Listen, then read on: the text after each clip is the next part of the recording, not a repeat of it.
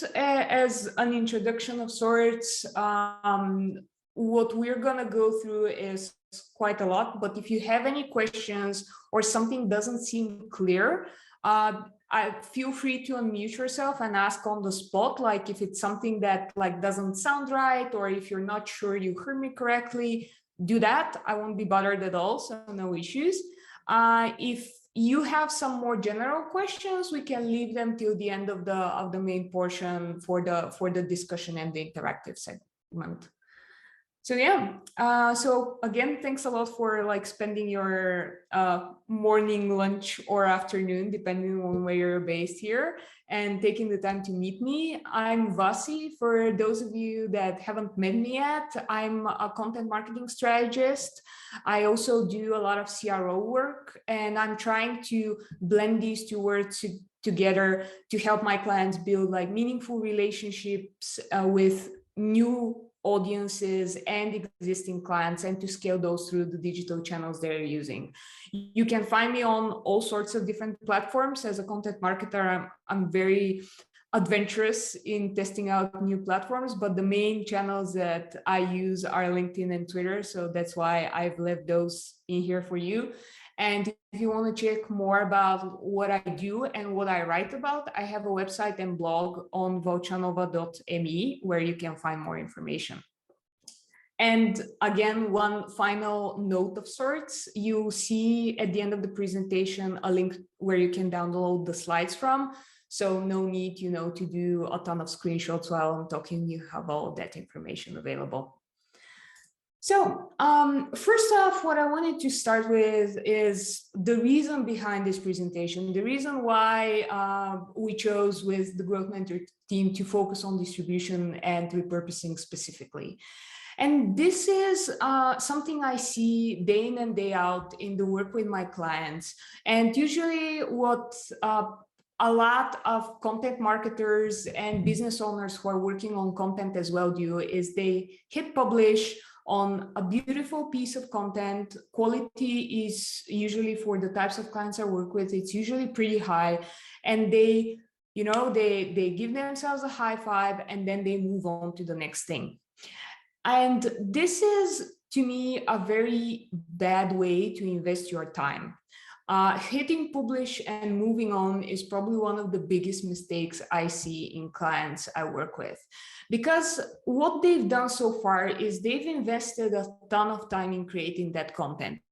This is a statistic taken from Orbit Media's annual blogger survey.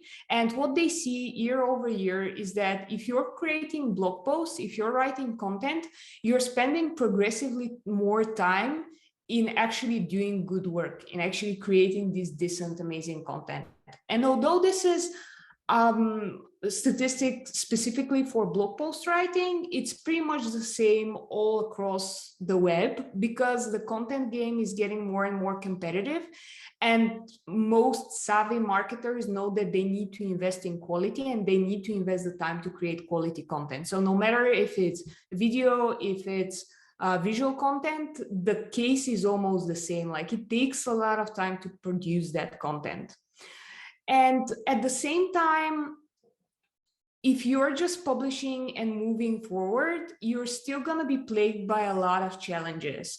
Again, this is based on a survey among bloggers, but it's pretty much the same all across the web. So finding time to create that content, that's something that content repurposing can help with, because we'll see how if you invest a set amount of time in one content piece and you get just one content piece out of it, you're investing and getting return in a certain way. While if you invest some time to create one piece of content, then repurpose that and get, let's say, 10 different pieces out of the whole process, you see a much better return on your investment. Getting traffic and attracting visitors, this is something that content distribution helps a lot with, because it's not just the case of build it and they will come. We need to put a lot of effort into driving eyeballs to the stellar content that we've already created. Creating quality content consistently, again, repurposing can help a lot in this direction because it will let you get that original piece of content and then transform it in different content pieces that will still be of as high quality as the original. And creating enough content consistently, same thing. You get the picture. We can solve a lot of content creation issues through repurposing and distribution. And one of the other really cool statistics that I found online is that, again, I mentioned it already, quality content does not necessarily equate to traffic or to attention. Actually, from a survey by Content Marketing Institute, they saw that for the marketers who specifically say that they're not seeing great content marketing results, one of the main issues is distribution challenges. So how do we get that nice content that we already have into the view of a larger audience? So essentially, what I'm saying is you need to roll up your sleeve and get your act together and start thinking more about repurposing and distribution. And this is something that needs to come to your attention right off the bat, right when you're planning your content from the get-go, because you can do a lot to weave into your current content different ways that will make distribution and repurposing easier. And this is what I'm going to focus on today. Just a very basic overview of the differences between repurposing and distribution, the different terms we're using here.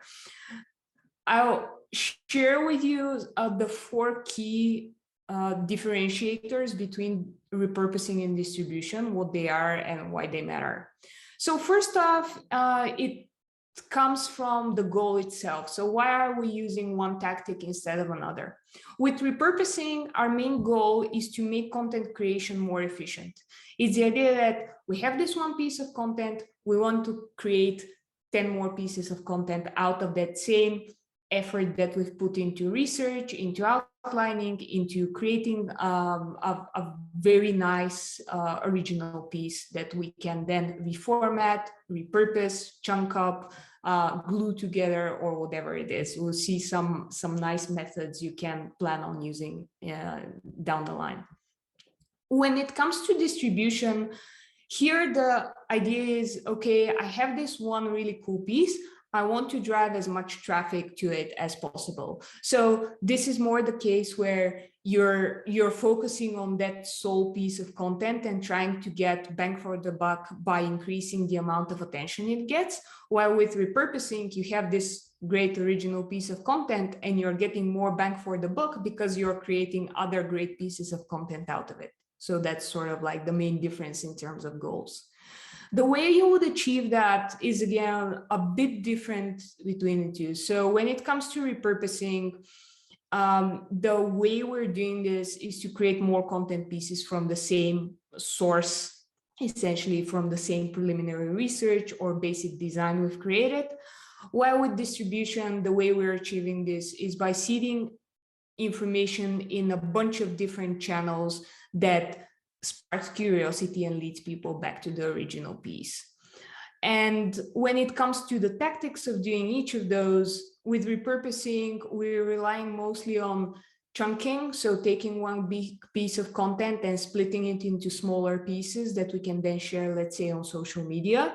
Reformatting, so taking a text-based piece of content and converting it into audio or converting it into video, etc., and a few others that I'll get into detail in a bit. And then on the other hand, with distribution, the main way we're doing that is essentially giving a tiny piece of information and linking back to the original content that we've created. And this creates vastly different results. So what we have in the end of a repurposing push is a bunch of different content pieces, each with their own value, that can live as standalone pieces. So if you see a repurposed piece of content in one channel, you don't need to necessarily go to the original piece to get your attention's worth, to get the idea, to get the gist, to understand what it's about. While with distribution, it's very much the opposite. You see the post on one platform and it needs to drive your attention and to spark your curiosity to get you to click through and to go to a different platform where the original piece of content lives.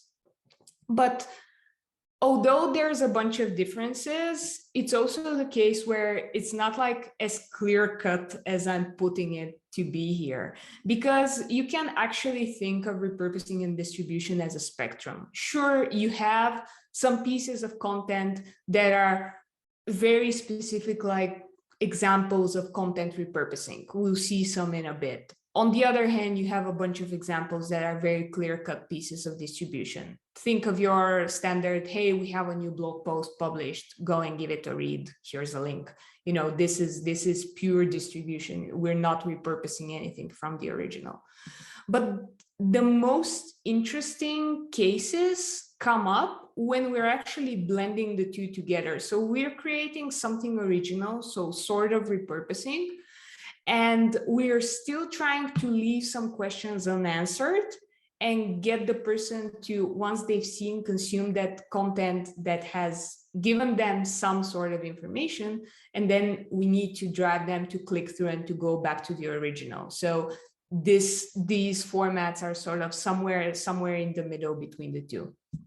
But everything I said here is just like using a handy terminology to drive your content efforts. I would never sit down thinking about like, okay, now I need 5 different repurposed pieces from this content and I need 5 ways of distribution. I always try to blend the two together and find new creative ways to actually go there. So after this like sweeping introduction on the basics and the reason why, I think like we're all ready to jump into the actual work of it. So if you want to work with me throughout this this workshop and throughout this presentation of mine, you can go to bit.ly/gm-rd, all capital letters, the GM and the RD.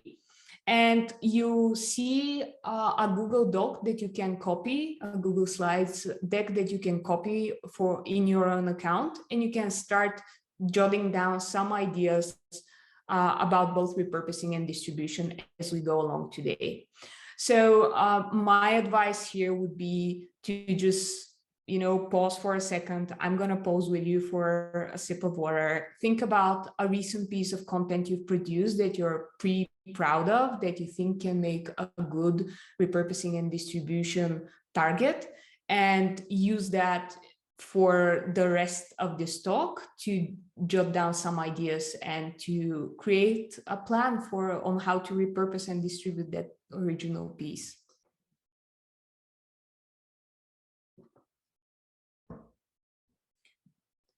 So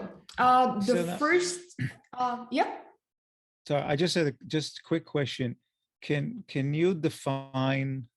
I know it's a maybe unfair question, but can you define content? Are we talking content being a blog, long form article, video, more specifically, instead of a generic term? Yeah, sure thing. So this is actually, thanks for that, because you're raising an important question here, which is not covered in what I was planning to discuss here, but might be useful for you guys. I often get asked the question, okay, like what's a good target for running through this whole process with? What's a good like distribution or repurposing target? So I would say the best original content you can start working off of is either a long form blog post or a long form video. So when I say long form, for blog posts, this would be anything over, let's say, 1,000 words. For a video, it would be anything over essentially 3 minutes because, you know, I'm trying to distinguish between like long form video and like the short formats that go on social media, and they're designed primarily for social. So if you are doing, let's say, interviews, or if you're doing webinars, which is another form of video content, if you're doing podcasts, this can be useful as well, because usually those interviews or these podcast episodes take more than 15 to 20 minutes per episode. It can also be some more creative formats. For example, if you have some original research from your own users that you've designed and uploaded for people to peruse and to analyze, like for example, the slides I showed at the beginning with Orbit Media's blogger research, this is a very good example of how you can create a thorough report on blogger writing habits, and then each visual, each statistic that you get out of it is its own piece of repurposed content that I can now use in a presentation and show to you guys. Does that answer it? Does that make sense? Yes, thank you. Okay, awesome. So yeah, jumping into the first question, which is a question of channels. So if we're distributing our content, where do we distribute it to? So what are the different ways in which we can drive attention back to our original piece? So I'll first go through distribution, and then we'll dive into repurposing in a bit. But as I said, like some of the examples that I'll be giving you are actually a blend between the two. So I usually think of different distribution channels in terms of that, like popular marketing trifecta of owned, earned, and paid media. And in each of those three categories and in the intersection, you can see some different channels that you can use to distribute your content. So if we're thinking about a specific example, let's say, to make it very meta, I have a blog post on content distribution on my blog. It's a lengthy piece. It covers a lot about the different tactics you can use and what you can do. So what would be some of the different ways in which this can get distributed? So if we're looking at owned media, the first go-to category usually is this. I'll share this post once it's created across my social media accounts. If I have a team working with me, I'll have them share that piece as well. I'll include it in emails I'm sending to my customers, in the monthly newsletter that I'm producing, or whatever it is. So here we're talking about relying on your own team's efforts and your own brand's channels to get that content somewhere. Usually that's the first place we start as marketers, and it's also the most inefficient way of doing distribution because, well, there's a lot of reasons, but let's start with the fact that if you're sharing something on social media, we all know how big the organic reach of your social media accounts is. Like, it's basically non-existent. So we'll need to move that to a mix between our own channels supported by some paid formats, for example. So we can share on our own social media accounts, but then also strengthen this with some additional budget and create ads off of these social media posts to get more attention, to get more eyeballs. And here it doesn't need to be like a bajillion dollars, you know, like it can even be something as simple as putting it down in writing and saying, hey, like if we have a new blog post that we are proud of, that we know that we did a good job with, once we share it on social media, we're gonna slap like $10 on it and make sure that it at least reaches a significant portion of our followers already. And this can go for Facebook, it can go for Twitter, LinkedIn, etc.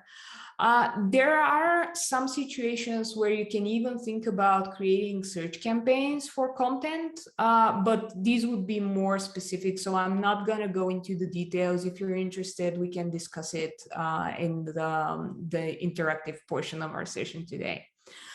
And the last thing here on the paid front, it would be leveraging paid influencers. So getting people you're already working with under some contractual form and telling them, hey, like, here's this new piece we posted.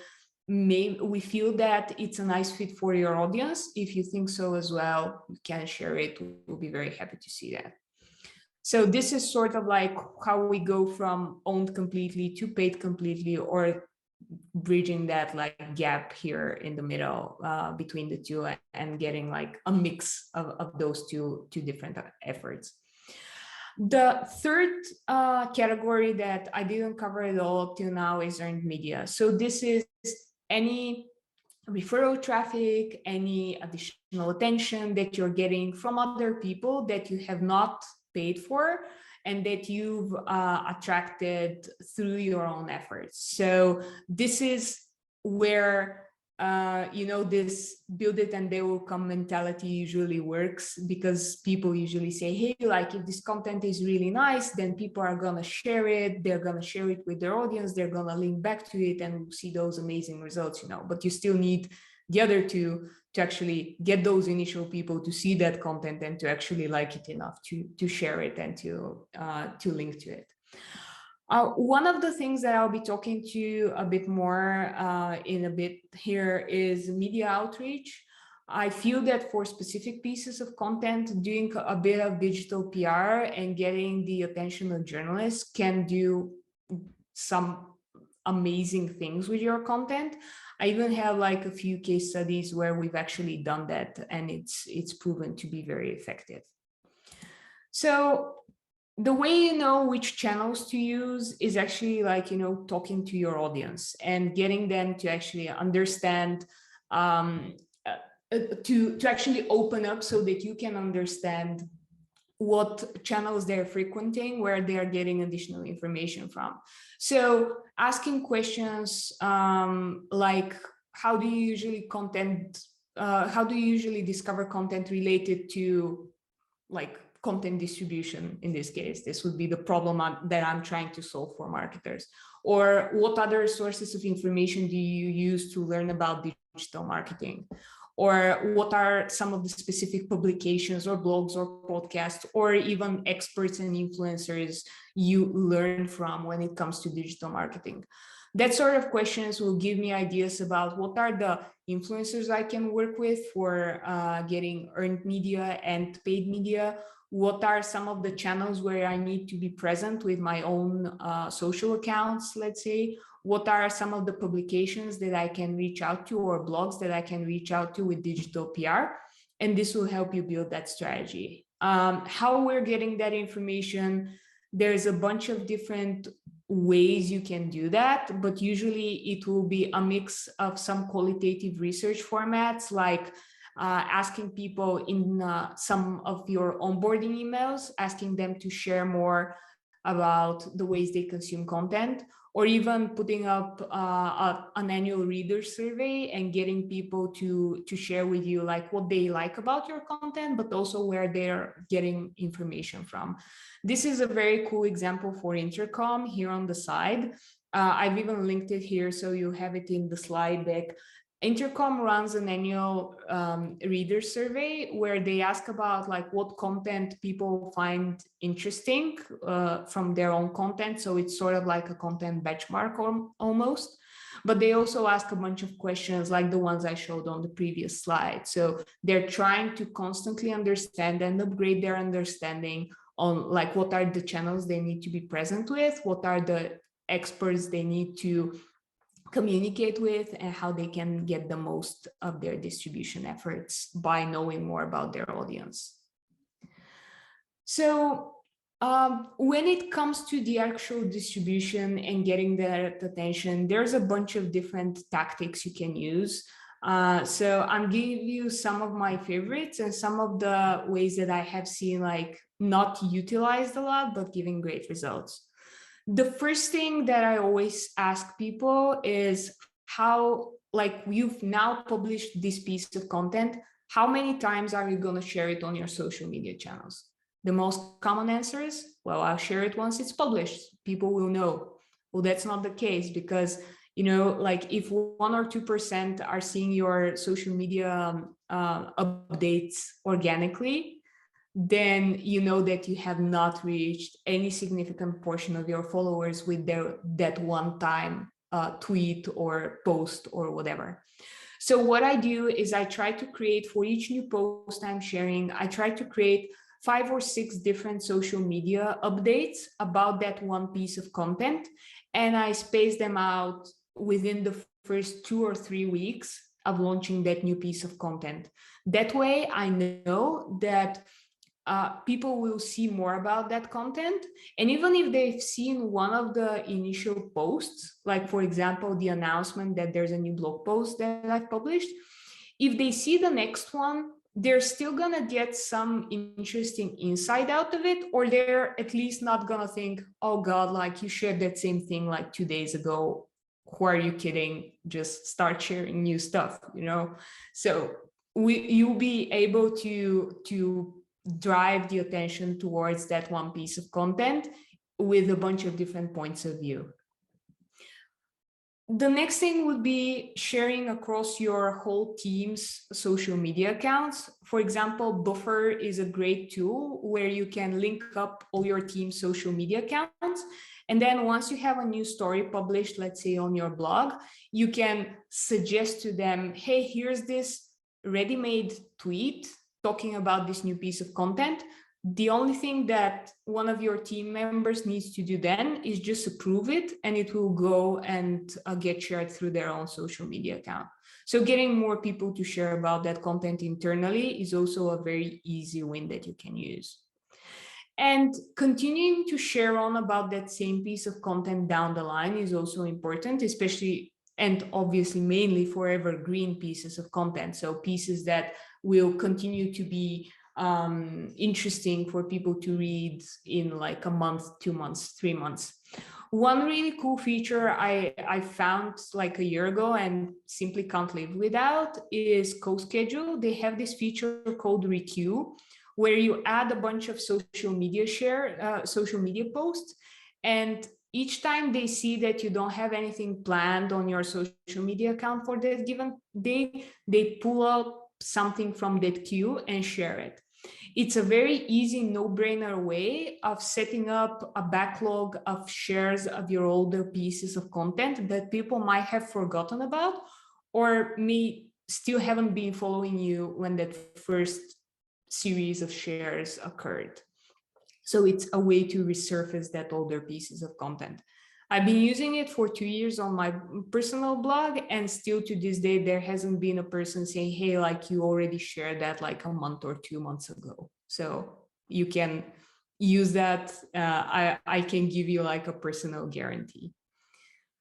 Adding that content across your email marketing. So for example, adding it to your newsletter, adding it to an onboarding email series where you give people a tour of your product, but also within that onboarding series, add a few emails that are talking about your most interesting pieces of content, like the pieces that these people might find valuable, is a great way to drive additional attention. This is more of a slow burner because you're not onboarding like all of your users at the moment. You probably have like a bunch of subscribers coming in every week. But it again makes sure that you're constantly showing these high ticket pieces of content to new audiences. And even adding a banner to your support staff signature can give you additional eyeballs on content. So for example, here, rather than showing like a banner for an upcoming conference, which is what HubSpot is doing, you can have like a mini banner or just a link saying, hey, here's our latest blog post on this and this and that. One other more uncommon way of distributing content is weaving that into your thank you pages. So this is an example from a company I used to work for called Enhansive. It's a resume building app. And when a person downloads their resume, so we're sure that we're not going to distract them with content away from their main mission, which is to create their resume. At this point, we actually give them a link to our blog. And we're giving them a link that's very much focused around like their current struggle, what they're currently trying to do. So you downloaded your resume. The next step is to send it to a recruiter and make sure that it gets noticed. So we're giving you a guide to getting your resume noticed. It's again like a slow burner method, but it ensures that some of your original pieces will continue to get traction. Here's a way to get additional distribution if you plan your content right from the start. This is why I mentioned that you need to make sure that you're planning distribution and repurposing efforts from the get-go, from the moment you first get the idea for this new content. So this is a blog post I wrote about a few years back, and it was talking about like some of the women marketers I really admire. I called it 7 women marketers I want to be when I grow up, sort of jokingly, but also like it's true. And I then, when I shared it on Twitter, I tagged all of these amazing ladies in my initial tweet, and a bunch of them replied. These are like very accomplished marketers with big following. So they have the audience that I'm trying to get to. And you can see here, this spike at the beginning of July, these 2 days, this is solely due to the fact that I made sure to include all of those ladies and give them a shout out in the tweet itself. So creating content like that, it can be a bit gimmicky. You can think about like a nice idea that you can create for the sole purpose of mentioning some of the important figures in your industry. But I mean, hey, like it works. It got me like a bunch of additional impressions, like 7,000 impressions from the 26,000 I got in the month worth from that one tweet. So when it comes to formats and actually reformatting that content and repurposing it, we have, again, like a bunch of different options, and it can quickly get very overwhelming if you're not like structuring things right. So when I was thinking about repurposing at the beginning, it was very much like just like, okay, let's brainstorm our heads off and think about ways we can repurpose.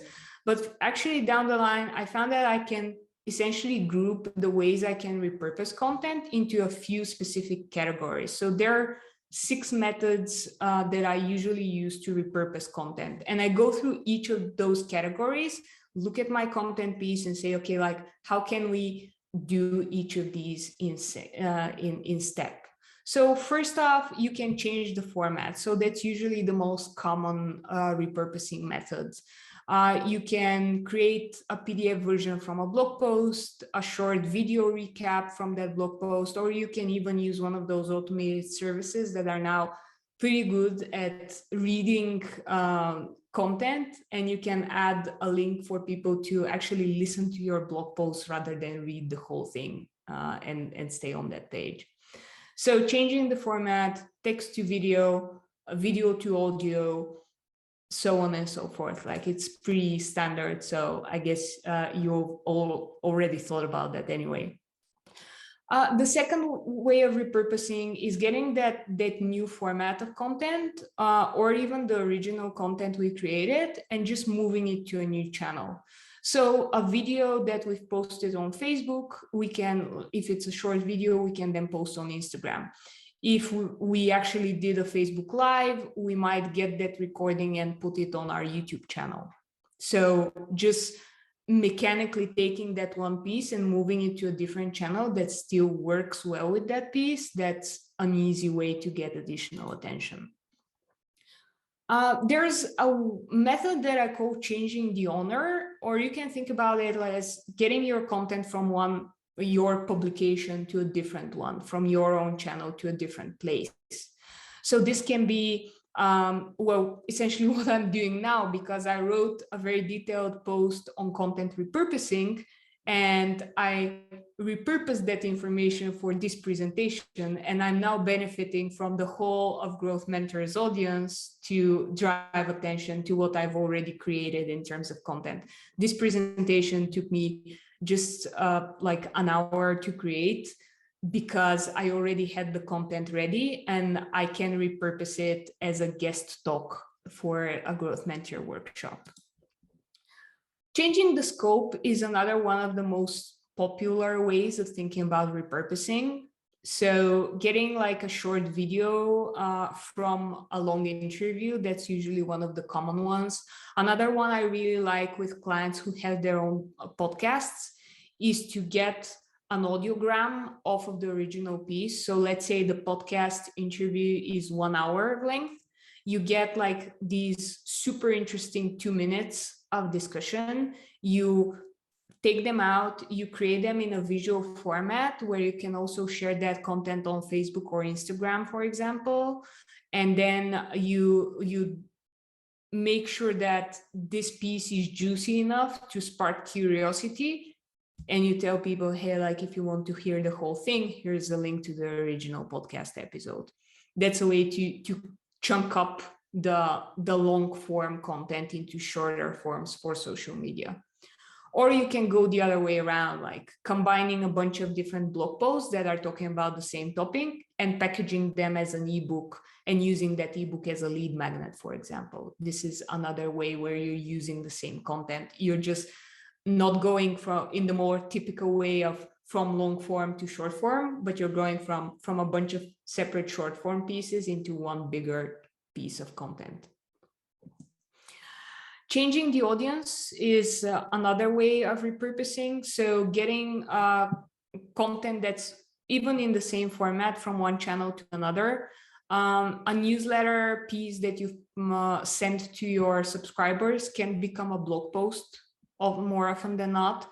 Or, for example, what we're gonna do with this live workshop is we're gonna upload it to the video library of Growth Mentor. So you, again, repurpose that content to a different audience, not to you lovely people who are spending their evening with me today, but to new people who have not seen this discussion live. And then the final one here would be changing the author, so to say. This is, I'm just trying to jump through a bunch of hoops to get into that format of change the that I have for each title of those methods.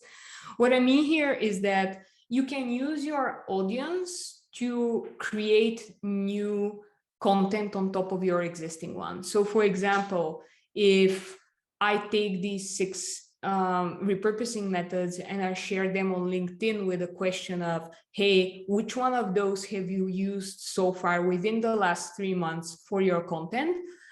I can then see what are the most popular repurposing methods. And then I can, based on that poll, based on the information I get from my audience, I can say, hey, I got responses from 300 marketers. And if you're looking at those 6 repurposing methods, you need to know that this one and this one are the most popular, and like, let's say 60% of people use them. So then I can reuse and repurpose again and again and again. So this is pretty neat, a bit more advanced, but still like a very nice way of doing that. So I'll finish this up with just a couple of really quick examples of how you can seed that content to where it matters. And this doesn't need to be the most popular channels, but the places where your audience gathers. So again, one example about resumes. This is a campaign we did with Enhansive right when the last season of Game of Thrones was airing. So we imagine what the resumes of the main characters in the TV series would look like. And we created this format of their resume together with comments from the imaginary HR team at Westeros. And we shared each of those resumes on Reddit. This one was shared in the largest subreddit of fans of Game of Thrones, which is called Free Folk.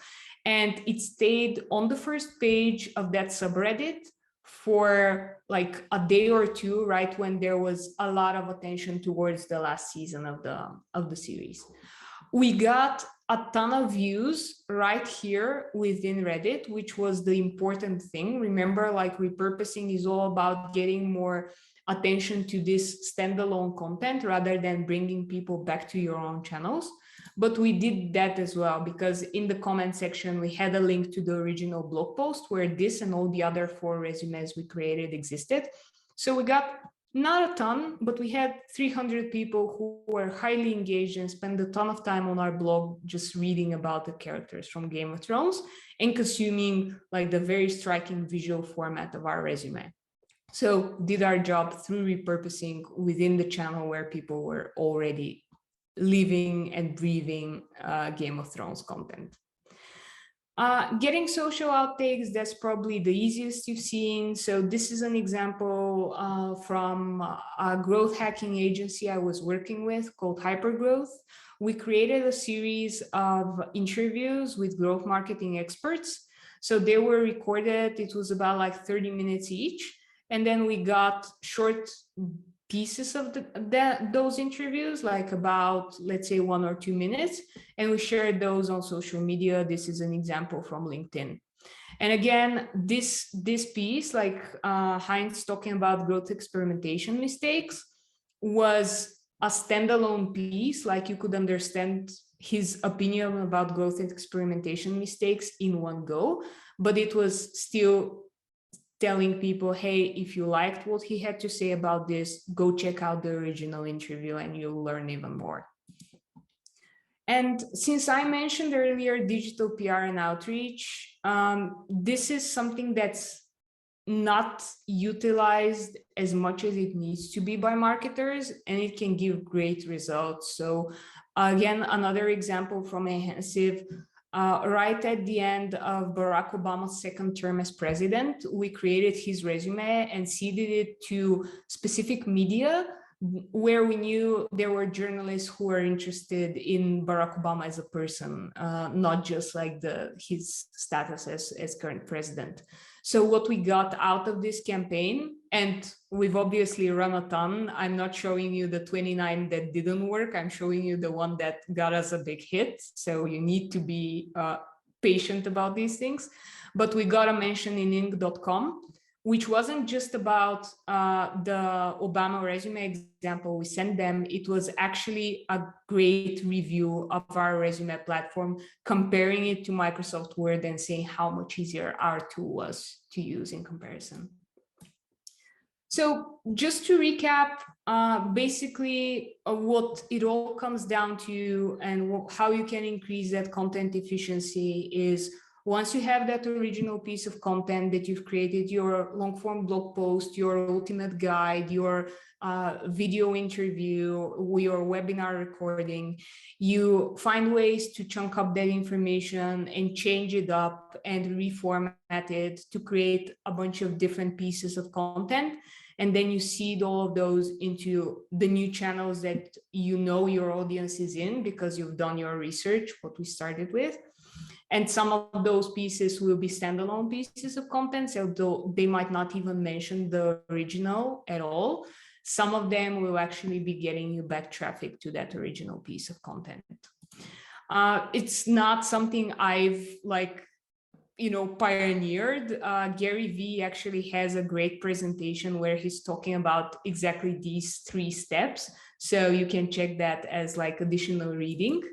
And just to finish off with like what that means, if we look at an imaginary content receipt that you can have, if you do all this work, researching, outlining, drafting up, designing, polishing, and editing your content, and you get one piece of it, that's a bunch of hours spent on one piece of content. But if you actually invest a bit more time, sure, we have here reformatting and publishing on different channels, but we're getting 6 pieces of content out of it. You've decreased you've increased your efficiency, you've decreased the number of hours it takes per content piece by a very significant amount. So I know that this took a bit longer, but I'm still here if you want to discuss and jump into some examples that you have or some ideas that you hopefully got from my presentation. Just to give you here the most important info at the end, and of course the call to action, because I'm a marketer. You can find the slides on my website, vouchanova.me/slides. And if you like what I had to share, and if you find that valuable, I have a weekly newsletter where I share a bunch of different interesting pieces that are useful for content marketers that I've found along the way. Actually, if you sign up now, you'll get the first edition in your inbox tomorrow morning. So that's a nice, instant gratification thing that we can do here. So yeah, go ahead, and I'm gonna stop sharing, mute, and let me know what questions you have. Great insights, Vasilina. I have tons of questions listed here, but I would like to give the floor to others in case there are questions that they would like to ask. So Vasilina, Zev again. I think I'm unmuted. Okay. Like Spiros, I have a page full of questions, but I'm not going to take the time to read all of them. I want to focus on a couple of things that kind of jumped at me. The one thing that comes across, especially since we also do content, this is a lot of work, right? Mm-hmm. It's not one of these magic pixie dust where somebody comes up with a cute headline and then you write it up and you poof, send it out and all things are good. In your breakdown of 13 hours per piece, in the US, a good content writer, if we commission this outside, would charge $100 an hour, right? So that piece will be $1,300. If it's somebody of a lesser level, maybe $80 an hour. Sometimes they charge by the word, but it's both time and money that is invested in creating great content, right? It's not as easy as it might sound to people. Oh, content, just come up with something and let it go. So here's my question, and that's a dilemma that we face with clients because we do this for them. It's very challenging to convince or show a client the return on investment when it comes to content, right? Because it's not a promo where you can go measure click-through rates, conversions, and sales. This is a completely different universe. So I tend to dismiss impressions. I look for more engagements as a way to show did we actually touch somebody and hit someone. But how do you address that where we know how critical content is from a brand exposure to connecting with our audience, but it doesn't always translate to what every business owner that we work with wants to see is, okay, so great. So you got 85 likes and 32 shares, wonderful, but the phones didn't ring and they didn't buy anything. So why am I spending money on this? Yeah, I get your point. Yeah.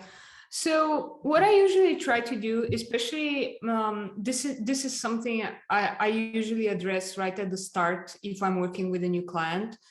So one of the strong things that I've seen work, even with, shall we call them content skeptics, is to give them specific examples and share with them, okay, here's how we produce that content. Here's what it brought. Here's what we could measure at the start. So if we start working with you today, here's what we'll be measuring on a daily basis. Here's what we couldn't measure at the start, but later found out, which is usually like the efficiency element to it. So how many like new clients it got, like what are some of the proofs that we can give the client that this actually brought in new people. So if I can give you an example with something I already shared, like the Game of Thrones mock resumes that we created. We were measuring on the spot, we were measuring how many people we reached. We were measuring the quality of the discussion. Something we found pretty quickly was that if we create a nice example and people are actually interested in looking at it, the conversation is going to move away from the characters of the show in this case to actually a discussion about resumes and hiring. We've done that with other cases as well. So we were looking also at qualitative information and the feedback we were getting. But then what we saw a few months later when we were doing just standard customer research interviews was that we saw a bunch of people who said, like, even if it was 3 or 4 months after this campaign, we had a bunch of people who said, hey, I did see that resume on Reddit and it was super interesting. And the format was very striking to me. So I didn't do anything on the spot, like I didn't like register for a trial or anything like that. But now that I'm looking for a new job, the first thing that came to mind was to look for this resume builder that created that resume. Some of them didn't even remember the brand name. They knew what the format looked like and searched and looked for a format that looked the same and came to us because we had this very, very distinct design. So I would give examples like that and say, hey, here's what we can measure on the spot. There'll be a bunch of stuff that we can never measure. For example, for that piece, I can never tell the team like, hey, we got this specific amount of new registrations. But I will give them insights into different campaigns we've created and examples of where we've seen that this content brought back results.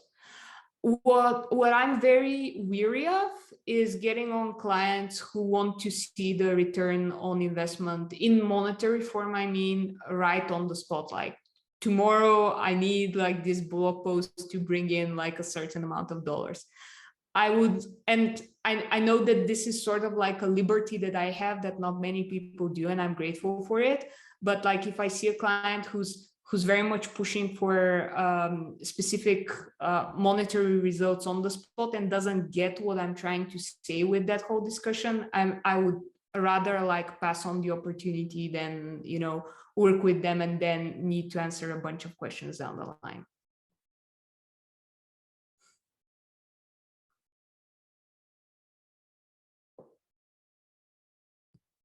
Perfect. Thank you. Especially the last part, because I'm with you. Right? Glad to hear it. A good client who gets us energized and excited. A bad client, somebody that's looking for, how am I going to make money out of this? Yeah. I'm with you. I don't even bother. If Spiros would allow me one more question, then I'll be quiet. So you were talking about original content most of the time and how you can repurpose it.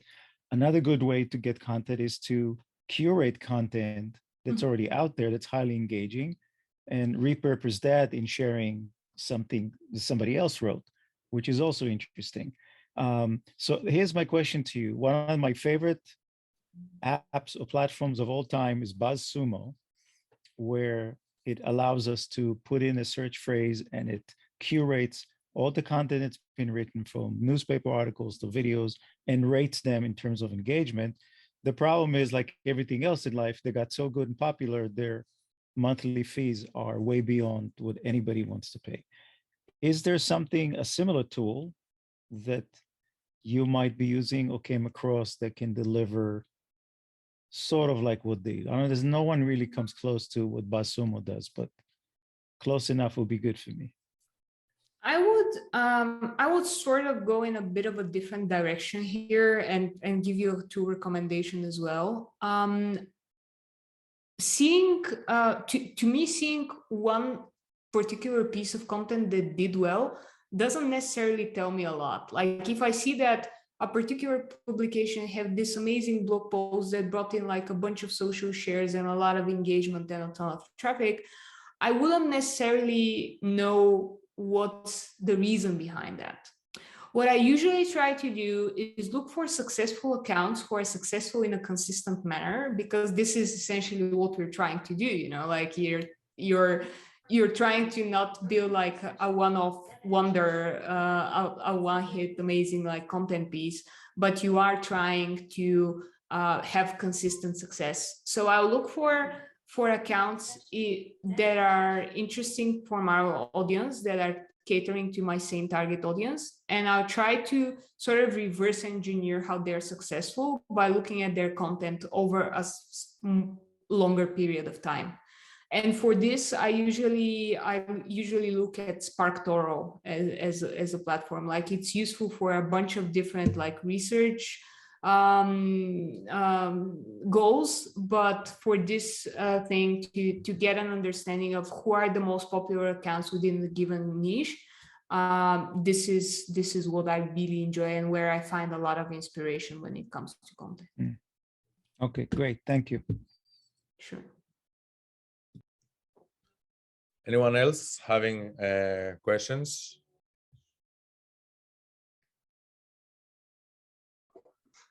Yeah, actually, I have one if I'm not muted right now. Thanks a lot, Vasilina, for all the super amazing, interesting insights. I'm also in the repurposing space, so I was wondering how do you convince clients that tell you that for addressing a particular channel, you need to create content that is meant for that channel, like for example, going from a YouTube video to TikTok, and how do you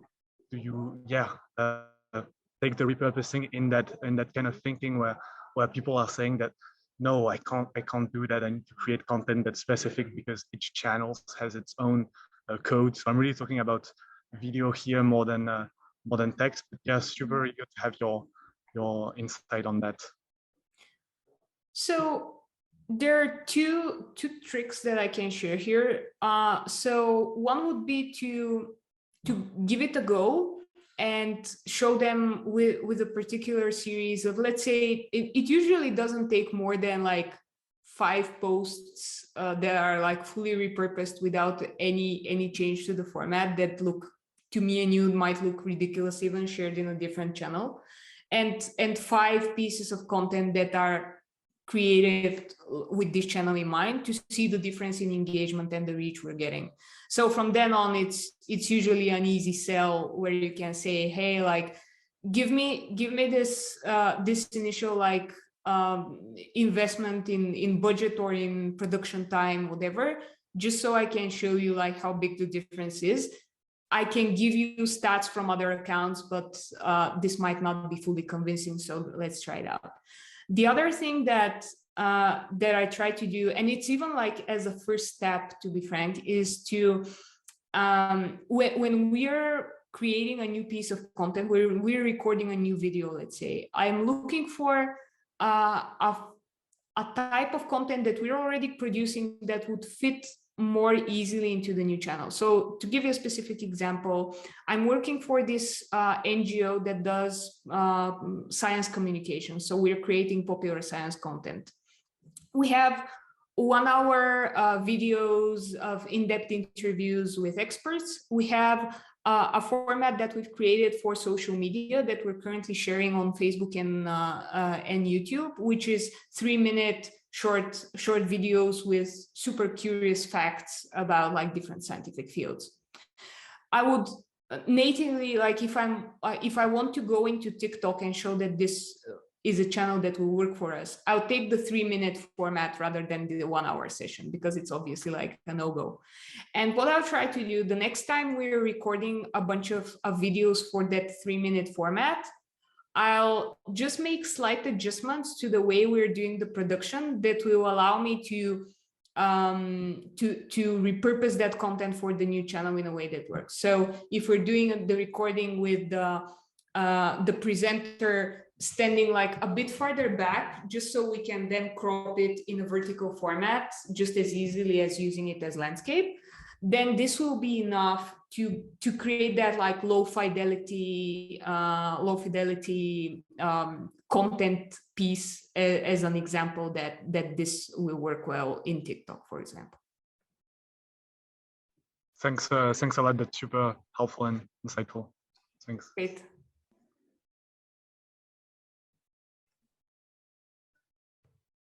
Anyone else? I have a big list of interesting questions here. Hi, Vass. Hey.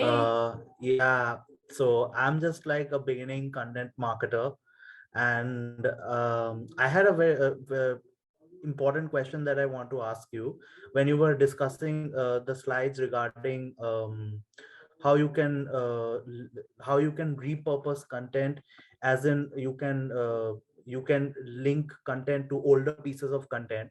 So regarding that, I was just wanting to ask, how crucial is a content calendar uh, in that aspect? So do we need to like have like a monthly calendar, or even like a bi-weekly or weekly calendar planned in advance for our content pieces? Yeah, that's a good question. So there are a lot of specifics. For example, how big is the team, how many people are working on content production, but I'll try to set this aside. I like to have a content calendar, but it doesn't need to be like overly complicated or overly strict. The reason I like to have a content calendar is that if it's like the 17th of February today, and I haven't posted in 3 days, and I'm like, there's nothing that's going out on this channel, I need to think of something quick, then the quality of that content that I think about on the spot will be much lower than if I thought about it in advance. So that's the main reason why I like having a content calendar. It allows me time to plan, and having time to plan means the content that I produce will actually be higher. Having said that, having a daily calendar, for example, with all of the content put in there,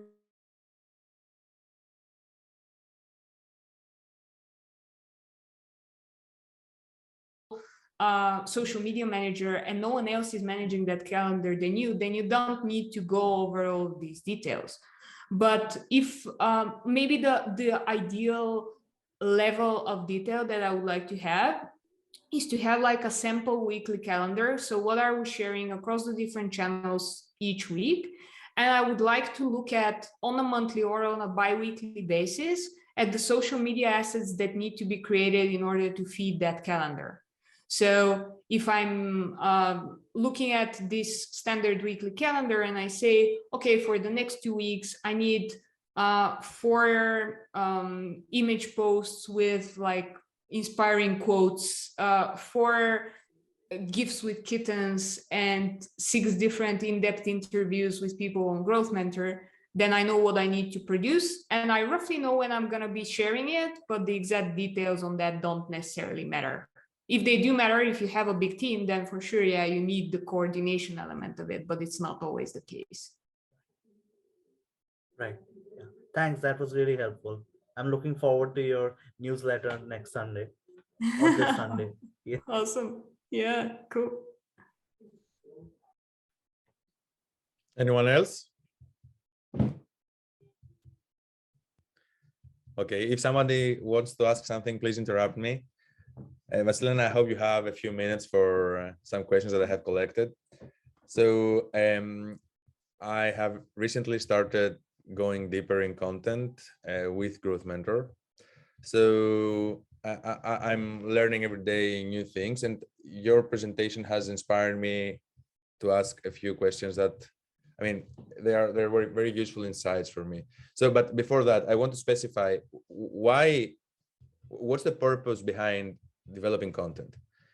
And I will give the answer that I have in my mind in advance, because the next questions are more important. But I think that every different type of content has a different purpose based on the business needs. So if you're producing YouTube videos and you want engagement there, that's something. If you want a blog post that brings brand awareness, that's a different thing. If you want newsletter subscribers that pay for your newsletter, then your content has a different purpose.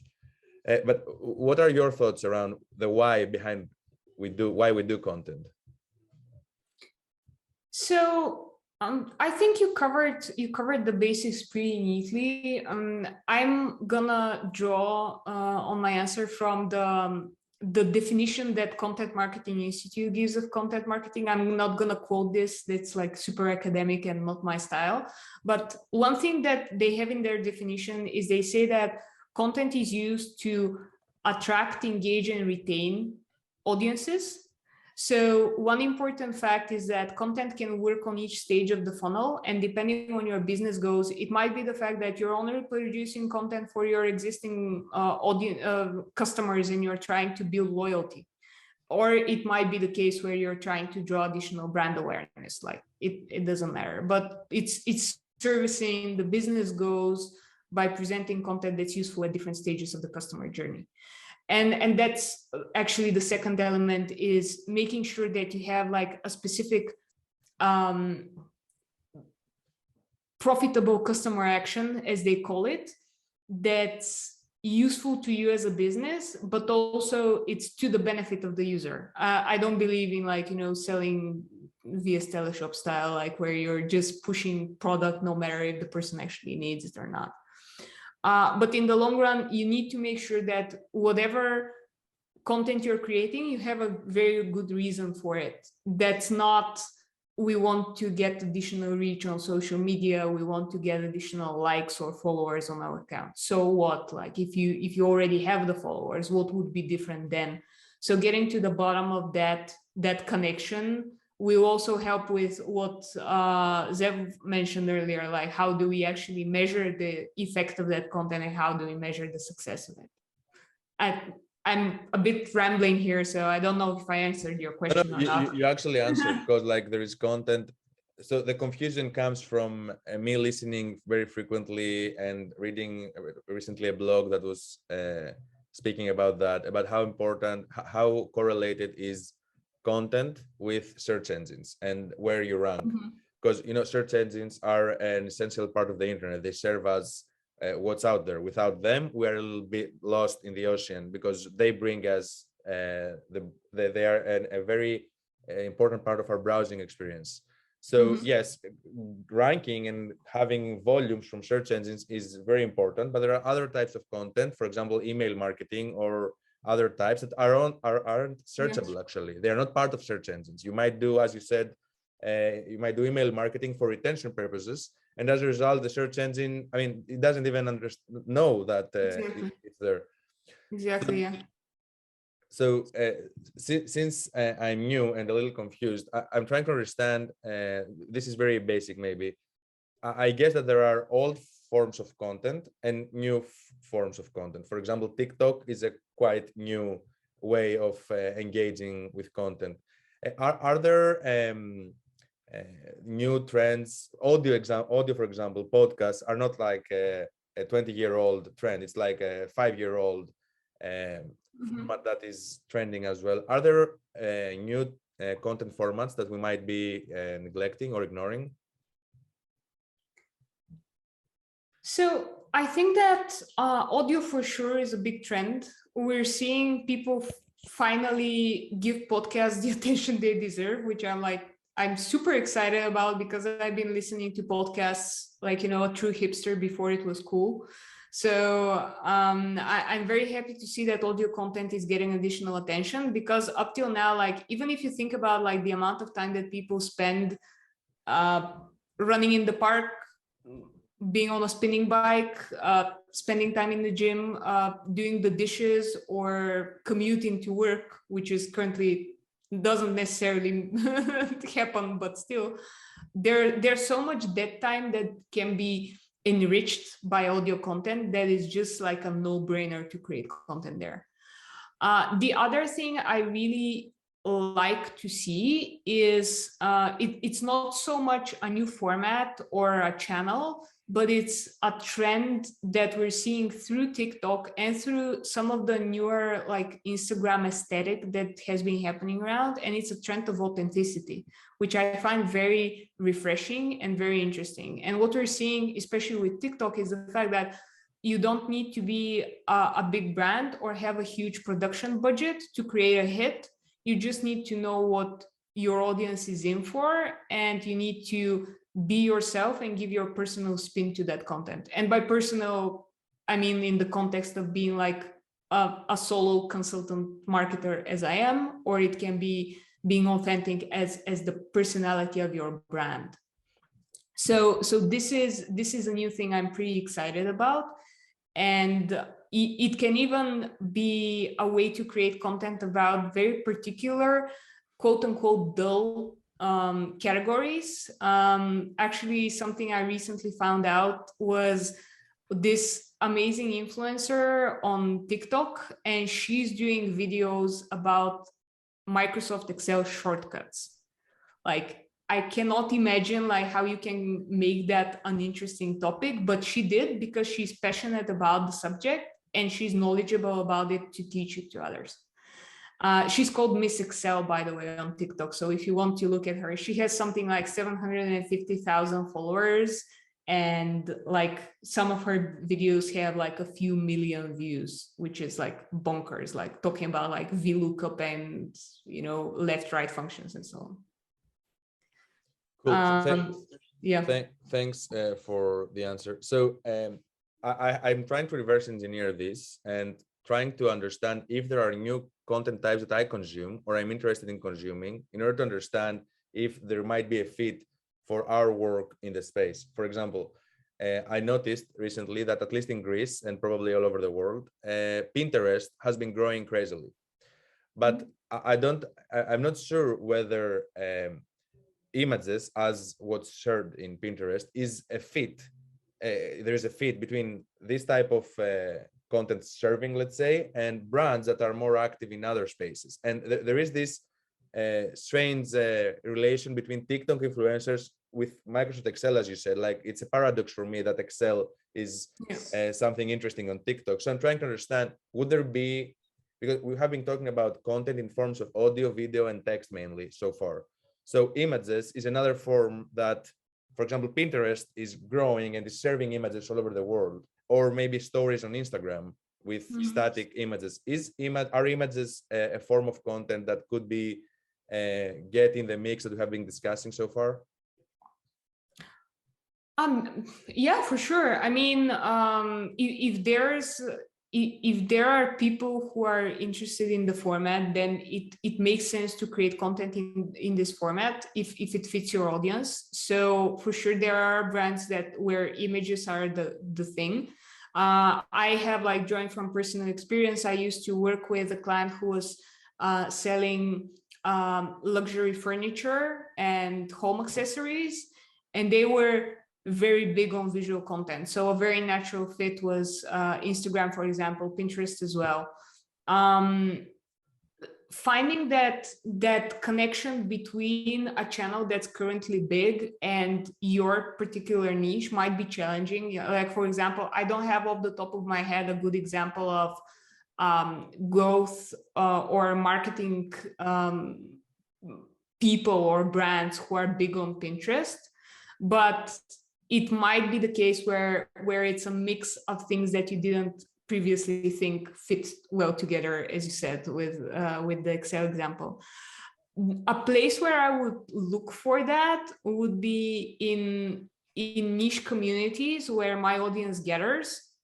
So if you look at the funny images that they're sharing and you look at the like what goes on behind the scenes and how they're interacting with each other and what's the content they're sharing, you might get a really good idea of what, for example, visual content in this case might fit them. Again, giving a personal example, I shared earlier about the science communication NGO I'm part of. Actually, for example, memes are very big for our audience. Like, there's a bunch of science memes that are just not just funny, but also instructional that we use in our Facebook posting mix, for example. So that's a way of finding that. But we weren't aware of that before we got a bunch of people from our truest fans in a Discord server, and we started interacting with them on a daily basis and seeing what they were sharing in that closed community, not just like what we were posting there. Thanks. Actually, this was a great approach to inspire me on how to think about that. Let me bring you another example of content that I have in mind and it troubles me. So I don't have time. I'm working a lot, but I'm interested in learning. So I want to get exposed in formats of content that allow me to consume information or study specific topics in short time. But I don't want to see a video to stand in front of my screen for 5 minutes and watch a video. I want to consume it in written format. So what challenges me here is that I haven't seen many ways, and this could be a transformation from text to images of short short text content that can be served effectively to people, because and there are ways to do that, but I don't like them. For example, I don't like being on Instagram and scrolling around looking for an influencer that shares this kind of content. So I'm trying to understand, is there a way, or do you have a good example in mind or more of blog posts or high quality content, maybe in long format, being transformed to short formats, because that's how people tend to consume content nowadays? And I'm just a use case. I might be just one, but there might be more people like me. Well, I'll start off from the tail end of that question. Understanding like what types of people, what types of content people want to get starts with research. So I'm a huge proponent of sitting down and talking to people, or walking around and talking to people, or talking to people in general, people from your target audience, to understand what they're looking for in terms of content, in terms of topics, in terms of even of different formats, as you said. What you're saying is actually very common among business professionals. I've actually seen that having video content, but then also making sure that we have a written version of it. Like, for example, the easiest would be a transcript, but it can be a shorter blog post as a summary. That usually works best, because what people do is they go through the written format to understand what the content is about and see if they want to invest the time to actually watch the whole thing. And that's like, we've seen that with user recordings from a few clients I've worked with. And going back to shorter form content. So for me, newsletters that are built around curating news from your audience are the best example of that. Morning brew is what everyone would mention, or marketing brew. Since you're in marketing, this might be like a newsletter I can highly recommend. But it can also be like, for example, there's currently he's a social media expert and influencer, but he used to be a journalist for the Next Web, called Matt Navarra. He has a great newsletter, which is, frankly, at this point, the only way in which I understand what's new with all of the big social media platforms out there.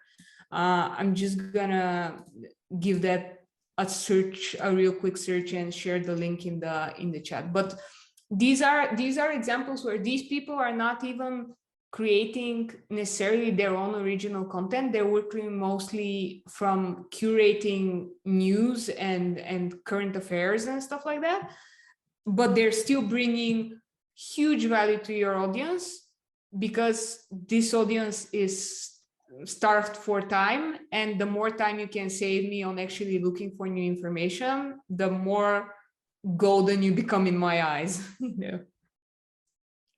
Understood. Thank you very much for this, for all the extensive answers that you give. So I would like to become a little more technical now.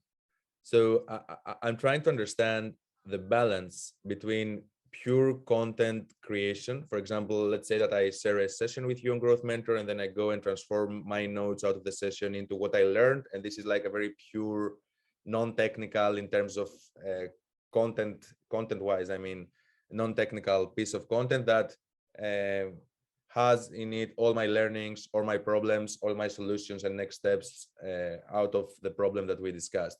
But I'm trying to understand what's the balance between creating great content for people that might be interested in reading that, like very honest, very unique, maybe very, very real, and how this balances with all the technical elements that should be taken into account, from how search engines read our content, and what's the structure and all the keywords that we should be taking into account, till linking to other resources or getting backlinks back and forth, just because this is something that maybe search engines value. So how technical are you when writing content, and how do you balance between these two stacks? Well, I'm not terribly technical, but it might be more a case of the fact that I don't have that background. So I first started off in content writing rather than like learning about SEO and so on. So that might even be a mistake on my end. I don't know. I have a bunch of blog posts that are like ranking pretty well for the search terms that I've targeted as like sort of like proof that my way works, but it might not be the only way that works. What I usually do is I'm splitting this up in two separate sections, which I for short call topic research and keyword research. The idea of topic research is to understand what people are interested in, what's the general topic they're interested in. Keyword research is about the specific terms they would use to look for that content on social media. I start off with the topic research to understand, for example, are people interested, is there even a lot of stuff written about content distribution, for example, still continuing with that example. When I was writing that piece on my blog, I looked on Ahrefs for all the different top hits when I'm looking for content distribution, marketing distribution, and like connected topics around that, that same key phrase. I would, based on that research, look for gaps in that existing content and see where I can bring in additional value. So this is purely qualitative analysis. It's not related to looking at what are the specific keywords that these people are using, what other key phrases are they ranking for with that same piece of content. Nothing of that. I'm just looking at the piece and thinking like, I'm a content marketer. I want to learn about distribution. Is this helpful or not? How helpful is that? What's missing from here? What can I add? Based off of that, I'm going to start creating an outline for that piece. And I'm going to add both the stuff that I already thought needs to be in there, and also some of the things that I saw others have included in that piece of content that make it even more valuable. I would essentially write the first draft with that information in. I wouldn't bother with looking for specific keywords. Once I'm done with that initial draft, I would then look for keywords, and I would then try to strengthen that content in the editing process to both make it more easily readable, easier to follow, and so on, but also trying to fit those keywords in the content that I already have, or adding additional like lines, additional paragraphs that are targeting those specific keywords. In that way, I'm sure that what's leading me as a writer is the content that I would think would bring the most value to my audience. But then on top of that, I'm layering the SEO point of view, and I'm trying to make sure that this content will become as seen by others as possible, thanks to some additional keywords included in that. Thanks for telling me that you don't go insane with all this research and keywords, etc., because it's something that my instinct goes against. So thanks for sharing all this process that you follow. I have two more questions if you have time. Mm-hmm. So the one was related to Zev's earlier question, because so how do you feel about, as part of the repurposing part, how do you feel about outsourcing that in cheaper resources? Because Zev mentioned that it's too expensive to hire a content writer in the US. How do you feel about outsourcing the repurposing part? Because it's the content is there.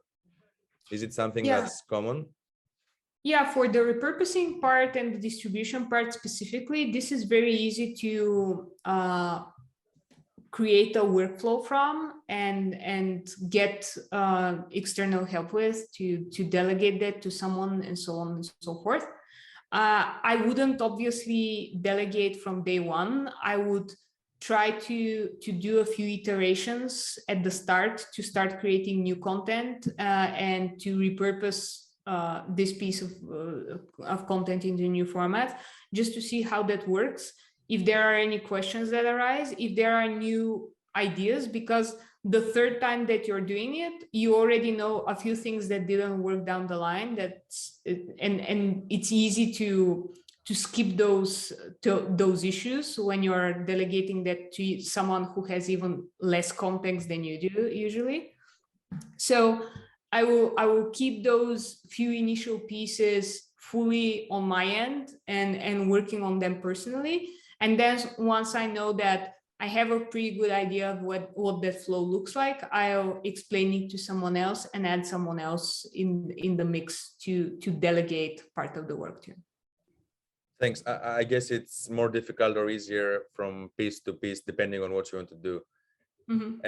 Last question, and this was inspired during your the 6 parts that you have of repurposing. So how about refreshing old content?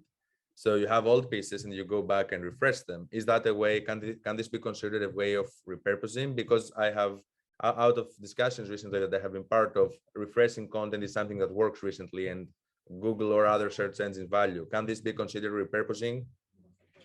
Yeah, it could. I'm thinking of refreshing older content as its own like separate category, you know, that's why it's not included here, but it's definitely something that works very well, even if it's a minor thing. I mean, I've had blog posts jump up in organic traffic just because I changed the title name from like 2021 to 2022 in brackets at the end of it or something like that. So it's very, very easy. And of course, the ideal way to refresh that content would be to either add new information in or improve the quality in some way. Granted, that doesn't always fit our schedule and the fact that we all live on a planet that has just 24 hours in the day. But definitely refreshing can work very well. And it's also a way to, you know, drive additional attention to those existing pieces. I would usually be very upfront about, hey, like this has been refreshed. I just looked at it today and added a bunch of like new ideas to this post or whatever it is. And this will get people who've even read it before to read it again, which is another form of interaction with your existing audience.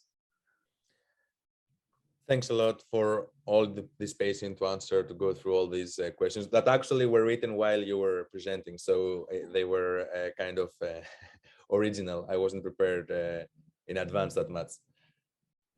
So if there aren't any questions, thank you very much, everyone, for participating. Vasilina, thank you very much for taking all this time to talk to us about distribution and repurposing. I think that most people know where to find you.